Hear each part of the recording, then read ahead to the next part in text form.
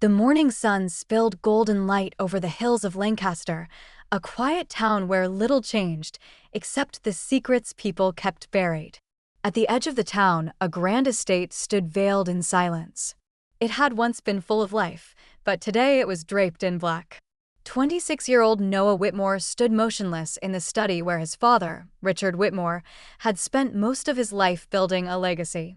That legacy had now become a memory, a cold one wrapped in an oak coffin lowered into the earth just hours ago. Richard was more than a father to Noah. He was an empire. A self-made man, the founder of Whitmore Enterprises, one of the biggest names in construction across the Midwest. He was admired, envied, feared, but never pitied. Until now. Standing beside Noah, dressed in elegant mourning black, was Lena Whitmore, Richard's second wife. Noah's stepmother. Her veil masked her face, but not her demeanor. Her every movement was measured, each sigh controlled, every tear suspiciously well-timed. She held herself not like a grieving widow, but like a woman waiting to inherit a kingdom. Noah had never liked her, but he had kept it to himself. 10 years earlier, Lena had arrived in their lives like a ghost of grace. Richard had been broken after the death of his first wife, Noah's mother, in a tragic car accident. For nearly 2 years, he had drowned himself in silence and bourbon. Noah was only 16 at the time, barely surviving the grief of losing the woman who'd been the light of their home. Then, out of nowhere, Richard began to smile again. He had met Lena at a charity gala. A whirlwind courtship followed, and within 6 months they were married. She was beautiful, poised, and spoke in a soft, calming tone. Noah had tried to stay indifferent, but her presence rubbed him wrong in a way he couldn't explain. Still, he said nothing. His father seemed happy, and that mattered more. Lena had tried to be motherly, made him pancakes, showed up at his music recitals, and always smiled when he entered a room. But behind those smiles were cracks he could feel, even if he couldn't prove them. She was too interested in bank statements, too curious about business dealings, too quick to accidentally throw away important documents. Once, Noah overheard her asking Richard about the family's offshore accounts, something his father never discussed openly, not even with his closest advisors. When questioned, Lena would always laugh it off, claiming she just wanted to understand her new husband better. Noah tried to believe her. For years, he did. But something always felt off. Like a breeze behind a closed window. A draft of betrayal before the storm. Now, the storm had come. And Richard was gone. After the funeral, guests had offered handshakes, condolences, and polite departures. Lena gave her speech, wept publicly, and floated through the mansion like a performer between acts. When the house fell silent, Noah made his way into his father's private study. A room no one, not even Lena, had ever entered without Richard's permission. It was the only sacred place in the house. He stood by the desk, the scent of cedarwood and aged whiskey clinging to the air like a memory. Slowly, he knelt down and reached beneath the bottom shelf of the bookcase, where years ago his father had shown him a hidden key for emergencies, he had said. He found it. The desk drawer unlocked with a soft click. Inside were various documents, old photographs, a few coins, and a cream-colored envelope. Its paper had yellowed with time. On it, in Richard's handwriting. To Lena, if I'm gone. Noah felt his throat tighten. Hands shaking, he opened it. The letter was written in short, sharp lines, as if every word had been carved rather than penned. Lena, if you're reading this, I am gone. And I fear it may not be from natural causes. I've seen the changes. I've seen you. The financial manipulations. The false signatures. The meetings with Victor. I haven't confronted you yet. I needed proof. Evidence. A backup plan. If you've succeeded in what I fear you planned, then you've won a battle, but not the war. The inheritance is not yours. Not yet. Not without consequence. You may think you've buried me, but the truth is not buried. Noah couldn't breathe. The words felt like knives slicing through fog. Victor Harrow, his father's longtime business partner. Slick, charming, and always a little too close to Lena. He dug deeper into the drawer and found something else, a flash drive. Black, unmarked except for a tiny silver label. Open when safe. The hair on the back of Noah's neck stood up. He closed the drawer slowly, heart pounding like a war drum. He was no longer a grieving son. He was a soldier, a witness to betrayal. And justice had just risen from the grave.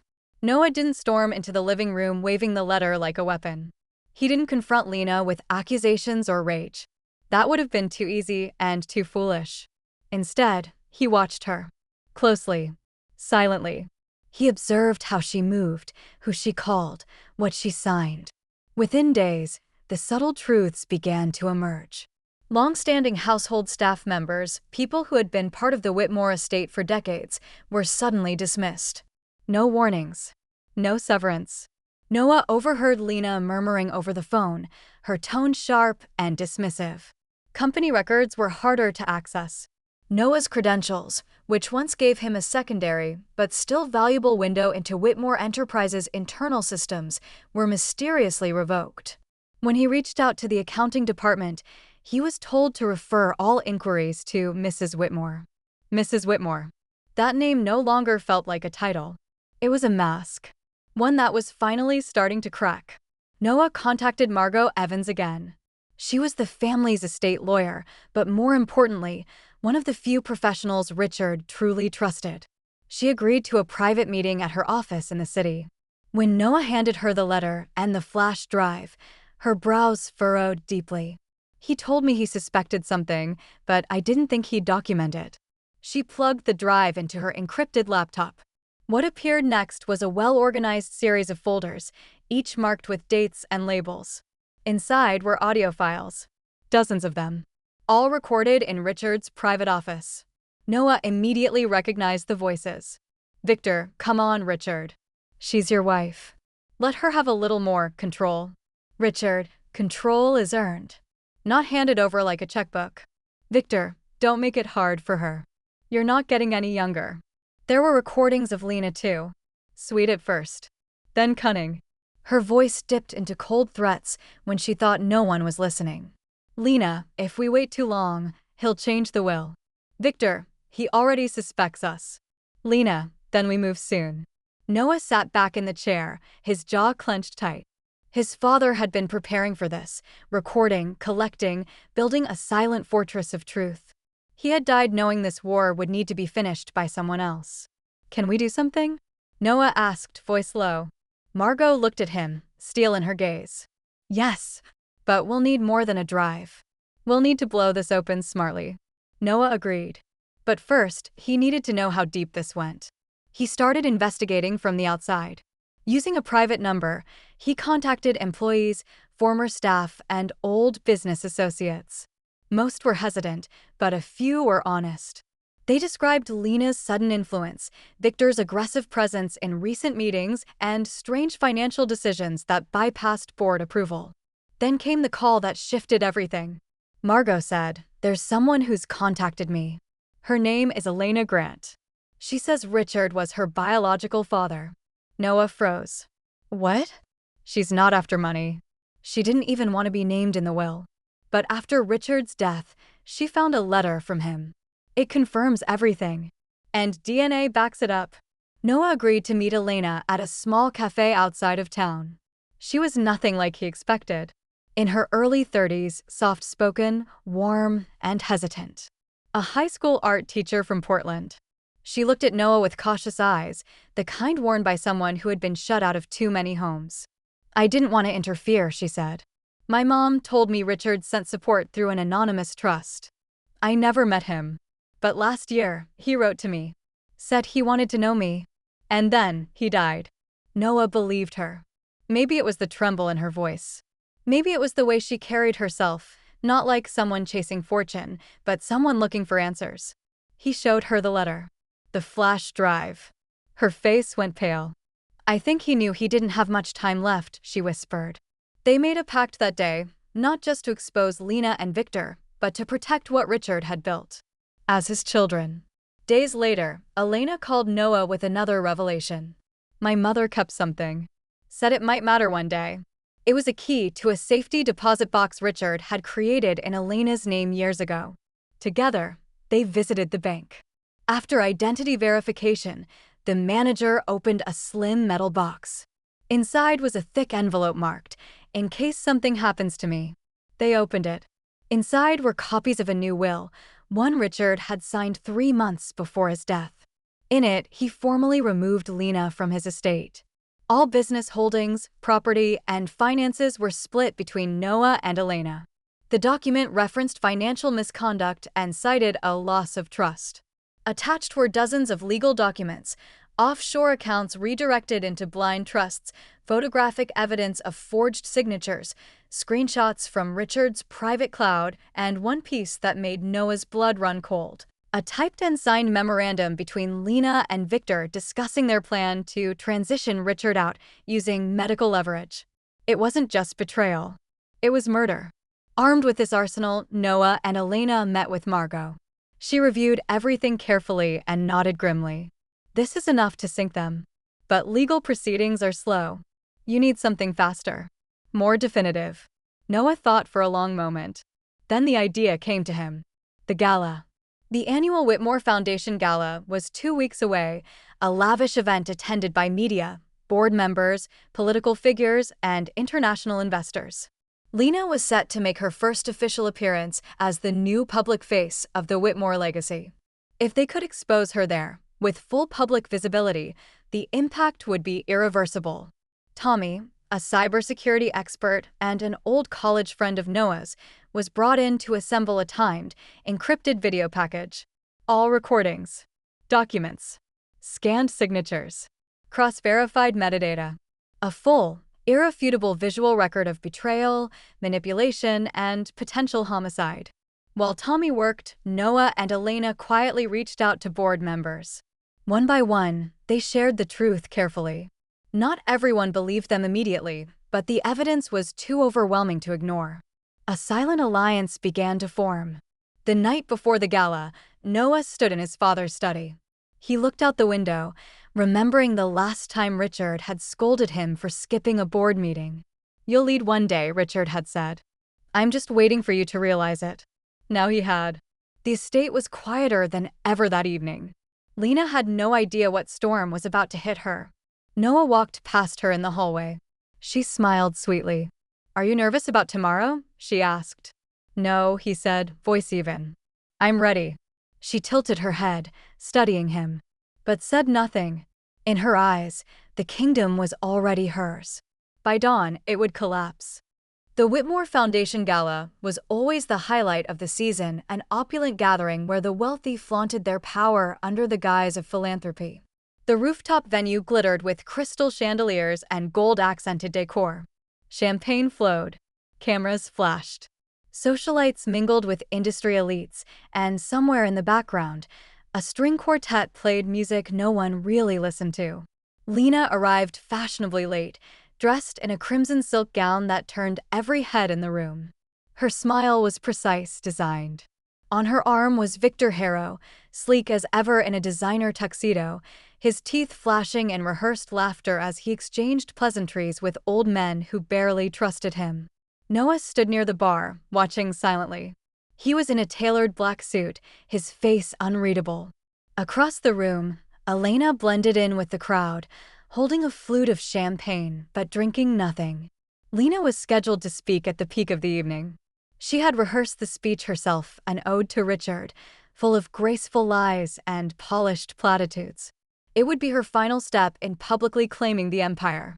Tonight, she would be crowned, unofficially but undeniably, as the queen of the Whitmore legacy.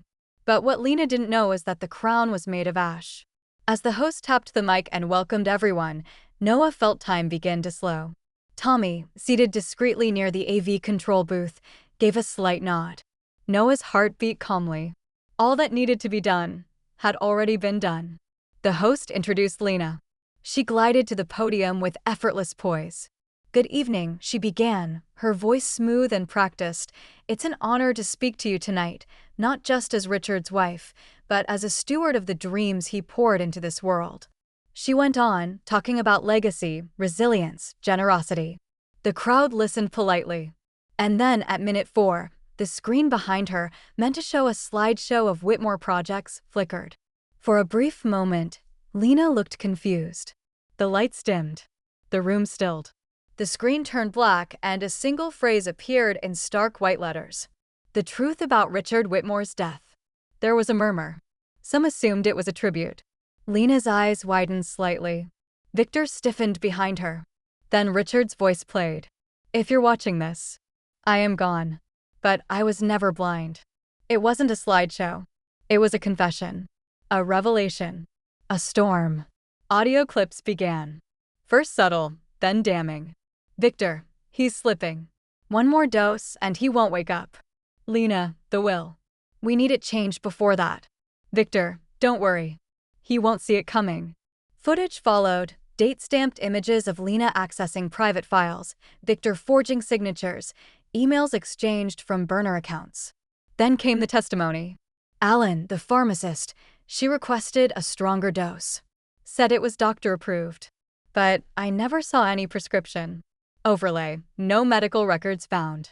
Then the documents. The fake signatures. The forged transfer of Whitmore Enterprises shares.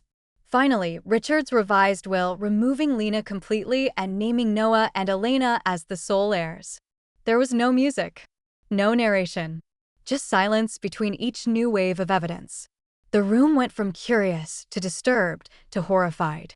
Gasps. Whispers. Someone dropped a glass. Victor had already begun to move toward the exit, but he didn't get far. Two uniformed officers appeared, cutting through the crowd like blades. Victor Harrow, one said sharply. Victor raised his hands. This is nonsense. Fabricated. You're under arrest for conspiracy, embezzlement, and attempted manslaughter. As the handcuffs snapped into place, Victor's face contorted from arrogance to panic. Lena stood frozen at the podium, her lips slightly parted. All eyes were on her now, the spotlight that once adored her now turned unforgiving. She tried to speak. This is a lie. The screen cut to the final clip. Richard's voice. If Lena is in the room, know this. I loved you once. But I saw through you. And I've made sure you'll never touch what you tried to steal. Gasps turned to stunned silence. Then the second set of officers approached the stage. Lena Whitmore.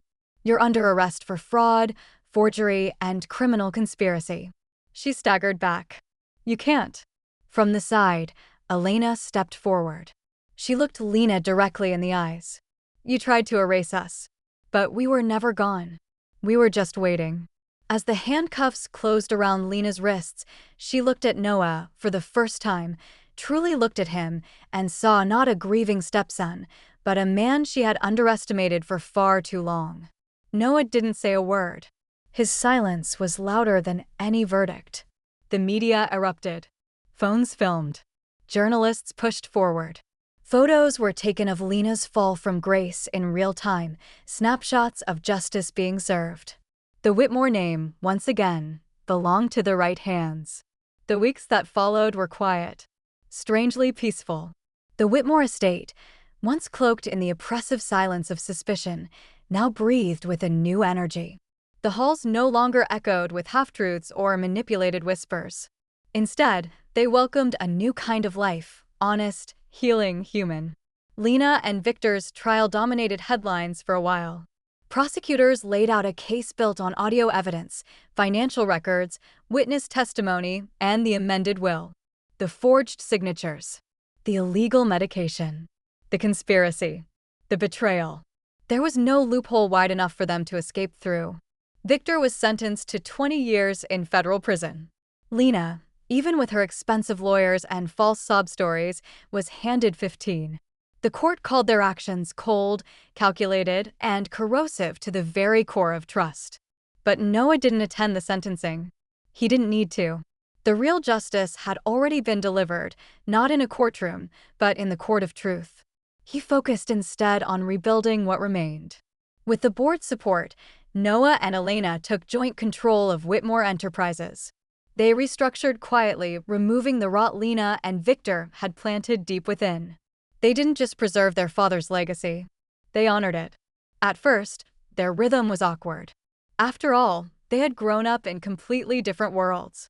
Elena's small-town roots clashed with Noah's boardroom sharpness. But over time, they found their balance. What began as strategy meetings became family dinners. They laughed more often, argued sometimes, but always as siblings, as equals. Noah often found himself thinking about his father, not in sadness, but in gratitude. Richard had given him more than wealth. He had given him purpose. He had trusted Noah with a truth too dangerous for the world to handle on its own. And Noah had risen to the occasion. One cool Sunday morning, Noah and Elena drove out to the cemetery. The sky was overcast, but soft light filtered through the clouds. They brought fresh white roses and stood in silence for a while. Noah placed the flowers at the headstone, then stepped back. "He didn't just see us," Elena said, voice quiet. "He believed in us." Noah nodded. "And he gave us the tools to finish what he started." A small breeze moved through the trees, rustling the leaves like a whisper. After a while, they left, not burdened, but lighter.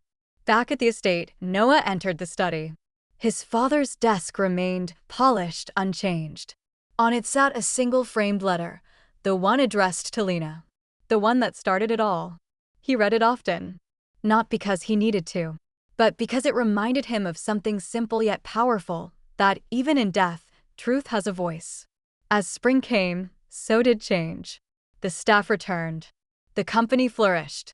Elena opened a small art program funded by the Whitmore Foundation. Noah initiated a mentorship project for young entrepreneurs, just like his father had once dreamed of. The house was no longer a mausoleum. It was a home, a place where betrayal had been buried, and something beautiful had bloomed in its place, not revenge for revenge's sake, but the restoration of dignity, family, and justice. And in the stillness of some evenings, when Noah sat alone beneath the giant oak in the back garden, he would close his eyes and feel something warm in his chest, as though Richard were still there, watching from the shadows, proud of the son who had risen from grief not as a victim, but as a guardian. Thank you for being with us and listening till the end. If you enjoyed the story, like, subscribe, and share your thoughts in the comments. We'll see you again, only on the Retaliation Realm channel.